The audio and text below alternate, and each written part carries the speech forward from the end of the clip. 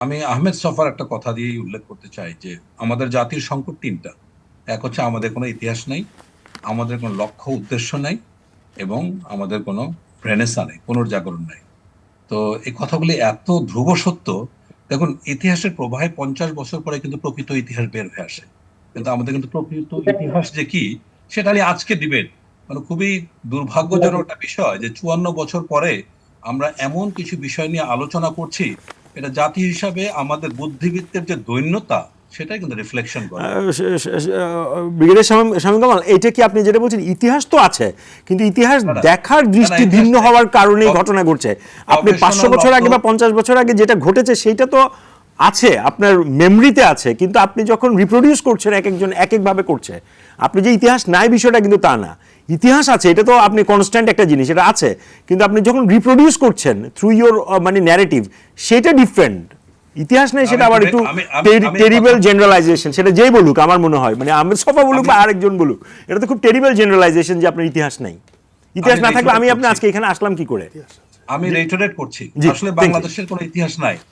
বিচারপতি হাবিবুর রহমান, ডক্টর আকবর আলী খান ছাড়া এরকম দু একজন বাদে গবেষণা লব্ধ ইতিহাস কেউ করে নেই। আর.সি মজুমদারের মতো লোক, ঈশ্বরী প্রসাদের মতো লোক বাংলাদেশে জন্মায় নেই, মানে হয় নাই।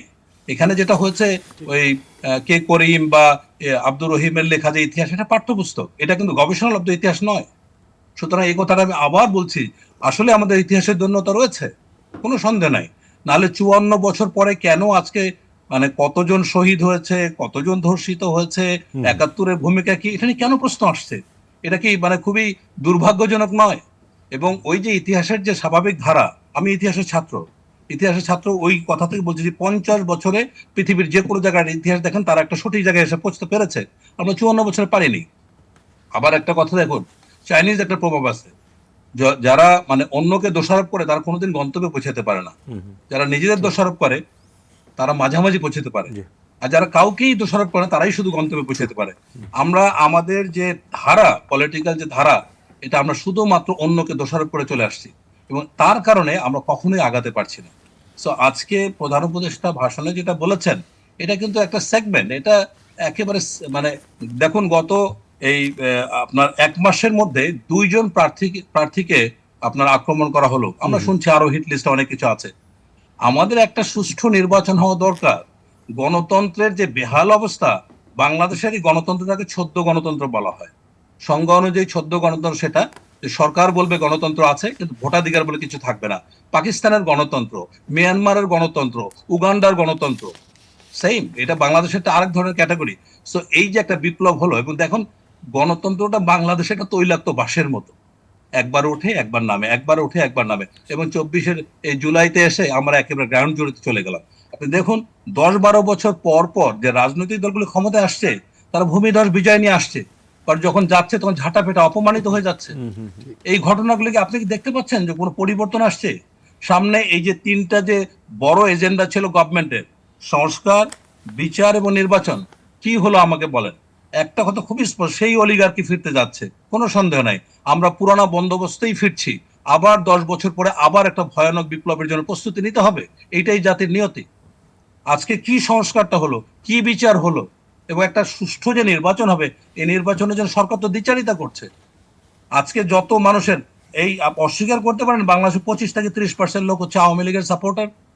আপনি এত বড় একটা জনগোষ্ঠীকে বাইরে রেখে বাংলাদেশের ইতিহাসে যে বড় নির্বাচনগুলো হয়েছে, আওয়ামী লীগ বা বিএনপি ছাড়া এই এই নির্বাচনগুলো কিন্তু ভারসাম্য হারিয়েছে একটা না একটা সময়। So, এত বড় একটা জনগোষ্ঠীকে বাইরে রেখে আজকে অনেক প্রার্থী বাড়িতে ফিরতে পারছে না।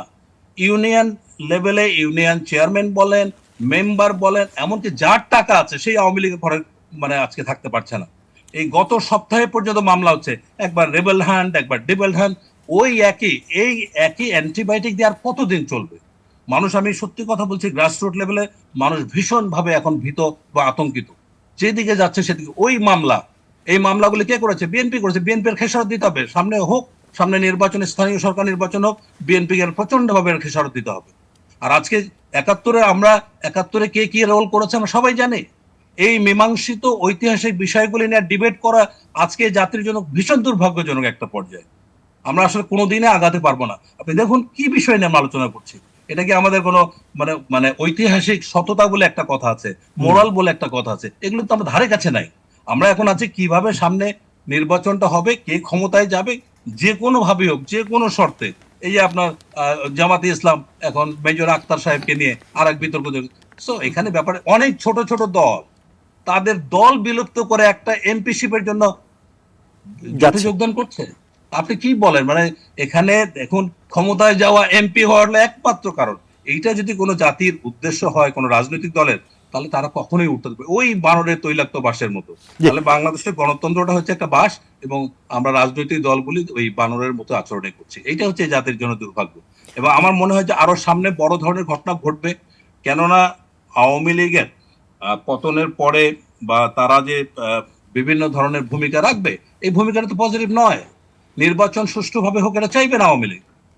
এত বড় এবং আওয়ামী লীগ আমি দেখুন যে পরিমাণ টাকা তারা শিফন করেছে, একটা সরকারকে ফেলে দিতে 3 থেকে 4 বিলিয়ন ডলার দরকার, সেখানে 150 থেকে 180 বিলিয়ন ডলার শিফন করেছে। উদাহরণ ফিলিপিনে মার্কোসের পতনের পরে 3 বছরের মাথায় ইমেলদা মার্কোস মানে এমপি হয়েছেন, এবং এখন কিন্তু ফিলিপাইনের প্রধানমন্ত্রী হচ্ছে তার ছেলে বং মার্কোস। সো এই যে এত বড় শক্তি, এবং অলরেডি জানেন Awami League stick global diplomacy নামে সুইজারল্যান্ড ভিত্তিক একটা লবিস্ট গ্রুপে নিয়োগ দিয়েছে। এগুলি তো আনপেইড যাবে না, এগুলি অনেক সিরিয়াস ইস্যু। আর আপনার যখন এত বড় একটা জনগোষ্ঠীকে আপনি অ্যান্টাগনাইজ করবেন, সেখানে নির্বাচন, আমি তো স্পষ্ট বুঝতে পারছি অন্তর্বর্তীকালীন সরকার, সেনাবাহিনী এবং নির্বাচন কমিশন কোন রকম ছেড়ে দেমাকে দেবাচি একটা নির্বাচনের জন্য অপেক্ষা করছে। তারা অতিষ্ঠ হয়ে গেছে। জি। তারা এই যন্ত্রণা থেকে মুক্তি দেওয়ার জন্য যে যেন তেন ভাবে একটা নির্বাচন করা হচ্ছে তাদের একমাত্র লক্ষ্য এখন। জি। এরপরে ফলো আপ এই জাতির যে কোন দিকে যাবে, এবং এই যে নতুন যে নির্বাচিত সরকার আসবে তার যে পরিমাণ চ্যালেঞ্জ সামনে ফেস করতে হবে, এদেশ আগানো আমি মনে করি না কোনো সুযোগ আছে সেখানে।